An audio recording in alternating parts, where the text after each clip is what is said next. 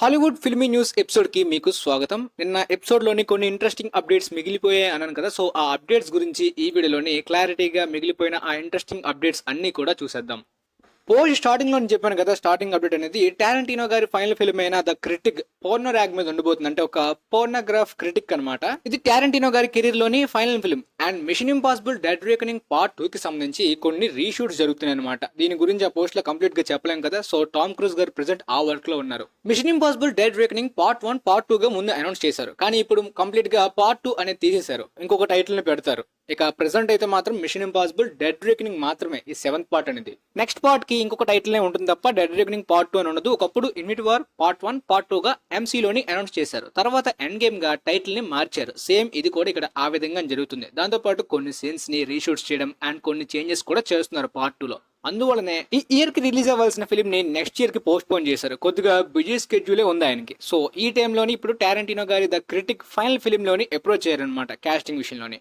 పోతే ఇక స్కెడ్యూల్ ని మొత్తం మార్చి ఆ ప్లానింగ్స్ లో ఉన్నారు. అంటే కొద్దిగా చేంజ్ చేసి మాక్సిమం ఒక స్మాల్ రోల్ అయినా క్యామియో అయినా సరే ఖచ్చితంగా చేద్దాం అన్నట్టు ఉన్నారు. ఒకవేళ అంతా బాగుంటే ఇంకొద్దిగా డ్యూరేషన్ ఎక్కువ ఉండేలాంటి రోలే దొరుకుతుంది. Once upon a time in Hollywood అప్పుడు టారెంటినో గారు అన్నారు కదా, లియోనార్డో డికాప్రియో, బ్రాడ్ పిట్ లాంటి పెద్ద స్టార్స్ ఒకే టైంలో దొరకడమే నాకు ఒక పెద్ద అచీవ్మెంట్ ఇండస్ట్రీలో అన్నారు. సేమ్ ఇప్పుడు కూడా టామ్ క్రూజ్ గారి లాంటి బిజీ స్కెడ్యూల్ లోని ఈ టైంలో దొరకడం అనేది స్మాల్ రోల్ కు దొరికిన ఒక అచీవ్మెంట్ లాంటిదే. ఈ ఫిల్మ్ నెక్స్ట్ ఇయర్ రిలీజ్ అవుతుంది గైస్. పోర్నోగ్రఫీ మీద రాసే ఒక క్రిటిక్ మీద స్టోరీ అంతా కూడా ఉంటుంది. ఒకవేళ రెగ్యులర్ టారెంటినో గారి లాంటి మాస్ వైలెన్స్ ఉండుంటే మాత్రం ఇలాంటి స్టార్స్ తోటి అదిరిపోయేలాంటి స్టఫ్ వచ్చి ఉండేది మనకి ఫైనల్ ఫిల్మ్ అయినా. తర్వాత డిస్నీ ప్లస్ కి సంబంధించి ఒక దారుణమైన న్యూస్ వచ్చింది. నిజంగా చెప్పాలంటే వాళ్ళు అనౌన్స్ చేసినప్పుడు, స్టార్ట్ చేసినప్పుడు సబ్స్క్రిప్షన్స్ కానీ, డిస్నీ ప్లస్ హడావిడి కానీ, క్రేజ్ కానీ, వామ్మో ప్రపంచవ్యాప్తంగా చాలా హెవీ టైమ్ లో ఉందన్నమాట ఎంసీ మీద కానీ, డిస్నీ ఫిల్మ్స్ మీద కన్ను. ఫాక్స్ ని కొనేస్తారు కాబట్టి స్టార్ వార్స్, ఎక్స్‌మెన్ ఇలా ఎంసీతో పాటు చాలా స్టఫ్ ఉంటుంది కాబట్టి డిస్నీ ప్లస్ కి సబ్స్క్రిప్షన్స్ కానీ, వ్యూవర్షిప్ కానీ నెట్ఫ్లిక్స్ కి అవసరం లేదు, ఆ రేంజ్ దాటేస్తారు అనే రేంజ్ కి వెళ్ళిందనమాట. అంటే థియేట్రికల్ బిజినెస్ తో పాటు ఓటీటీ బిజినెస్ కూడా పీక్ లో ఉండే టైం అనమాట. లాక్డౌన్ కి ముందు, లాక్డౌన్ టైంలో హెవీగా. సో ఆ టైంలో స్టార్ట్ చేసిన డిస్నీ ప్లస్ కి ఇప్పుడు ఒక ఎదురు దెబ్బ లాంటిది ఎదుర్కొన్నారు. అదేంటంటే ప్రీవియస్ మంత్స్ ఈ దగ్గరలో అయితే ఆల్మోస్ట్ 1.3 మిలియన్ సబ్స్క్రైబర్స్ అయితే మాత్రం అన్సబ్స్క్రైబ్ చేసుకున్నారు డిస్నీ ప్లస్ కి. ఒకే టైంలో ఈ రేంజ్ డ్రాప్ అనేది మాత్రం దారుణం అనమాట. అంటే ఖచ్చితంగా వ్యూవర్షిప్ డ్రాప్ గానీ ఓటీటీ ప్లాట్ఫామ్స్ కి ఇది కామన్ గా జరుగుతూ ఉంటుంది అప్పుడప్పుడు. అంటే పెద్ద బజ్ రన్ అయ్యేలాంటి ప్రాజెక్ట్స్ లేనప్పుడు అమెజాన్ ప్రైమ్ కి కానీ చాలా వాటికి జరుగుతూ ఉంటుంటాయి. కాకపోతే డిస్నీ ప్లస్ కి రీసెంట్ గా ఎక్కువ వచ్చింది కదా.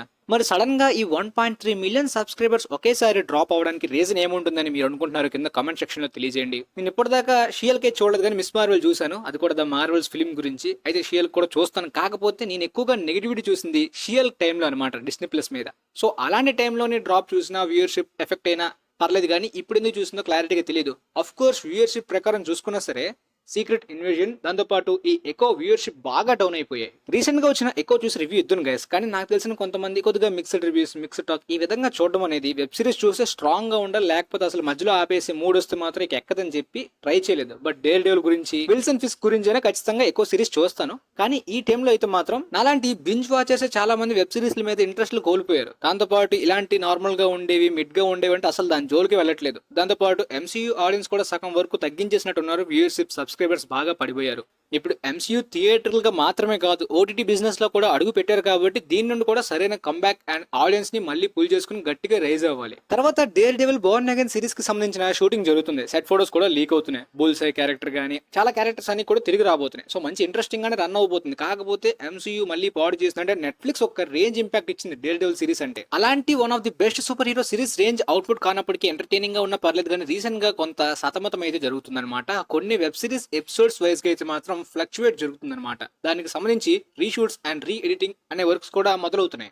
కొంత చేంజింగ్ అయితే మాత్రం జరుగుతుంది గైస్. ఇది కొంతవరకు బ్యాడ్ వైపు తేవచ్చు అండ్ ఏదో తేడా కొడుతుంది అనే వైపు కూడా తేవచ్చు. ఎందుకంటే ఆల్మోస్ట్ 18 ఎపిసోడ్స్ ని ప్లాన్ చేసుకున్నారు. ఫస్ట్ లో మినీ సిరీస్ అన్నప్పటికీ దీన్ని బాగా ఎవాల్వ్ చేయడానికి కంప్లీట్ గా ఆ ఐడియాని 18 ఎపిసోడ్స్ రిలీజ్ చేద్దాం అనే ప్లానింగ్స్ పెట్టుకున్నారు అనమాట. దానికి తగ్గట్టే రాసుకున్నారు. కాకపోతే మధ్యలోని కొంతవరకు డ్రాగ్ అవుతున్న ఫీలింగ్ అండ్ ఎపిసోడ్స్ మెర్జ్ చేసే విషయంలోనైతే మాత్రం ఫ్లక్చువేట్ అవడం వలన కొన్ని ఎపిసోడ్స్ తేడాగా అనిపిస్తూ డిలీట్ చేయడం జరిగింది అనమాట రీసెంట్ గా.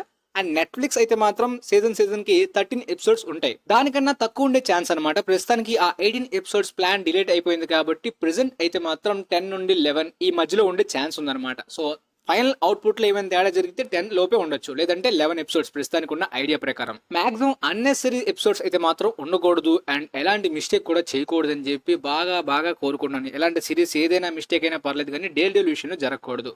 కొంతమంది అడుగుతున్నారు, ప్రెసెంట్ ఇప్పుడు ఈ షీఎల్క్ లోనే డేర్ డెవిల్ క్యారెక్టర్ అర్థం కావాలన్నా, ఎక్కువ చూడాలన్నా, డేర్ డెవిల్ బోర్న్ అగైన్ ఇవన్నీ చూడాలంటే ఖచ్చితంగా మనం ఆ నెట్ఫ్లిక్స్ వెబ్ సిరీస్ చూడాలంటే ఖచ్చితంగా మీరు డేర్ డెవిల్ చూడాలి. అది కంటిన్యూషన్ అంటే మాత్రమే కాదు, one of the best super hero series ని చూడకుంటే ఎలా. అండ్ ద పనిషర్ కూడా చూడాలి, ఎందుకంటే కంటిన్యూ అవుతుంది అది కూడా. కాబట్టి ఒకప్పుడు నెట్ఫ్లిక్స్ లో ద డిఫెండర్స్ అని ఉంటుంది, Jessica Jones, Daredevil, Punisher, Luke Cage, Iron Fist ఇవన్నీ కూడా కలిపి.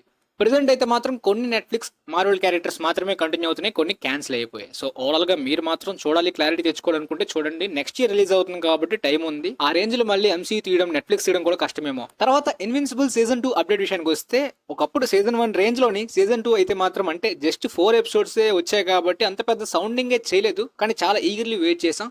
ఆ రిమైన్డ్ పార్ట్ అంటే పార్ట్ 1 గా రిలీజ్ చేశారు సీజన్ 2 కి సంబంధించి 4 ఎపిసోడ్స్. ఆ రిమైనింగ్ పార్ట్ 2 రిమైన్డ్ ఎపిసోడ్స్ అన్ని కూడా మార్చ్ 14th నుండి రాబోతున్నాయి అనమాట. వీక్లీ ఎపిసోడ్స్ మనకు తెలిసింది అమెజాన్ ప్రైమ్ నుండి. సో ఈ లోపు మీరు ఆ పార్ట్ 1 సీజన్ 2 కి సంబంధించిన స్టార్టింగ్ ఎపిసోడ్స్ 4 ఎపిసోడ్స్ చూడకపోతే చూసేయండి. తర్వాత మార్చ్ 14th నుండి వీక్లీ ఇప్పుడు ఈ పార్ట్ 2 రిమైన్డ్ ఎపిసోడ్స్ వస్తే అదంతా కంప్లీట్ అయిన తర్వాత సీజన్ 2 రివ్యూ ఛానల్లో అప్లోడ్ చేస్తాను. తర్వాత నార్నియా ఫ్యూచర్ కి సంబంధించి సపరేట్ వీడియో చేయండి, ఎందుకంటే చాలా వరకు తెలుగులో ఎవరు చెప్పలేదు, క్లారిటీగా అర్థం కావట్లేదు. అసలు ఇన్ని సంవత్సరాలు ఎందుకని ఆగిపోయింది, ఇప్పుడైనా కంటిన్యూ వస్తుందా లేదంటే రీబూట్, అసలు ఏం చేస్తున్నారు, ఎలా చేస్తున్నారు అనే దాని గురించి. Chronicles of Narnia the silver chair అనేది ఎప్పుడు ఆ థర్డ్ పార్ట్ అయిన తర్వాతనే ఫోర్త్ పార్ట్ వచ్చేయాలి. కాకపోతే థర్డ్ పార్ట్ సెకండ్ పార్ట్ కొద్దిగా బాక్స్ ఆఫీస్ దగ్గర లాభాలు ఫస్ట్ పార్ట్ రేంజ్ లో కాకుండా కొద్దిగా ఇబ్బందులు చూసాయి కొన్ని ఏరియాస్ లో, క్రిటికల్ గా కూడా. సో అప్కమింగ్ పార్ట్ తీయాలంటే స్టూడియోస్ కొద్దిగా భయపడ్డారు, పెద్ద లాస్ చూడాలి, ఎందుకంటే పెద్ద బడ్జెట్ పెట్టాలి, ఆ నెక్స్ట్ స్టోరీని కంటిన్యూ చేయాలంటే అనుకున్నారు. అండ్ క్యాప్టెన్ అమెరికా డైరెక్టర్ ని కూడా ఆ టైంలో హైర్ చేసుకున్నారు. ఫస్ట్ పార్ట్ ఇచ్చిన ఇంపాక్ట్ కి అదే రేంజ్ కంటిన్యూషన్ గానీ అదిరిపోయే రెస్పాన్స్ ఇంకా పెరుగుండే మాత్రం 1 బిలియన్ కొట్టేసి ఉండేది అప్పట్లోనే almost second part third part అనేది. సో ఆ టైంలో ఆ ప్రాజెక్ట్స్ కి అయితే మాత్రం కొంతవరకు బడ్జెట్, విఎఫ్ఎక్స్, అవుట్పుట్ మీద కొంత భయం పెట్టుకున్నారు. దాంతో పాటు పెద్ద యూనివర్స్ గా డెవలప్ చేద్దాం అనుకుని అలా లేట్ చేసి తర్వాత షూటింగ్ మొదలెడదాం అనుకున్న టైంకి యాక్టర్స్ ఏజ్ పెరిగిపోయింది. సో ఆ క్యారెక్టర్స్ ఇప్పుడు కంటిన్యూ చేయలేరు ఏజ్ లోని, మొత్తం రీకాస్టింగ్ చేయాలి. దాని వలన మొత్తం అందరిని ఇంకాస్త టైం తీసుకొని ఇక ఆపేశారు మధ్యలో. ఆ తర్వాత 2018 ఎండింగ్ 2019 ఆ టైంలో అనుకుంటా నెట్ఫ్లిక్స్ రైట్స్ తీసుకుంది నార్నియాకి సంబంధించి. సో ఇది ఆ సిల్వర్ చైర్ కంటిన్యూషన్ గురించి కాదు, కంప్లీట్ గా రీబూట్ చేసేద్దామని చెప్పి ఒక వెబ్ సిరీస్ గా అనుకున్నారు. దీనికి కూడా రైటర్స్, క్రియేటర్స్ చాలా వరకు మారి తర్వాత నెట్ఫ్లిక్స్ ఇక